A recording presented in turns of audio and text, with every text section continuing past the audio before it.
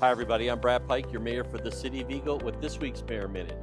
I'm here at Heritage Park today and our Public Works crew has been working out here and doing a great job getting it all cleaned up for Country Christmas on December 6th from 2 to 6 p.m.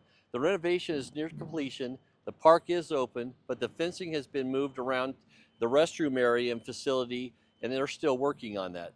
So be mindful as you're walking around that construction activity is still happening. Now that Country Christmas is back, we'll be able to return all the downtown activities to Heritage Park and State Street.